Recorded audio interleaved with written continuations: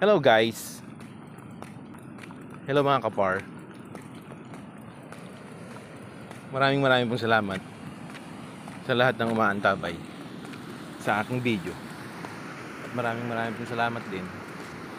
At kahit pa paano may natutuwa at may nanonood sa aking video. Mahirap pang mag-isa, sa totoo lang. Pero kaya kung bakit nagiging malakas ako kahit nag-iisa ko, ay dahil yun sa aking mga mahal sa buhay, ang aking mga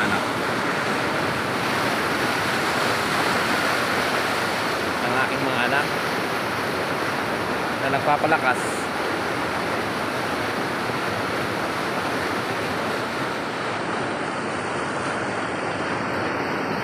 at nagpapatibay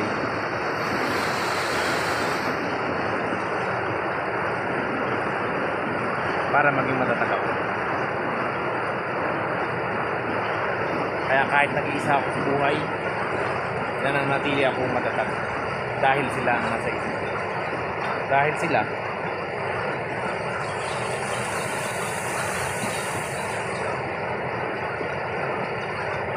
ang nagpapatibay ng aking kalooban. Maraming pong salamat sa maantabay ng aking mga video, na kahit pa paano po sana may natututunan po kayo o naaliman po kayo sa aking video ng mga ginagawa.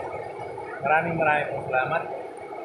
Kung walang humpay at kung hindi po dahil sa panonood po ninyo, wala po akong mabubuong mga content o wala po akong mabubuong magandang view na maipapakita po sa inyo.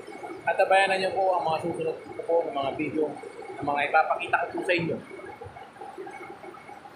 sa mga susunod po ng aking mga pagtulong. Maraming pong salamat ulit. EDS Graduates RTW po. Sana po ay nabigyan po kayo ng kaliwan at konti man lamang na karunungan. Maraming pong salamat.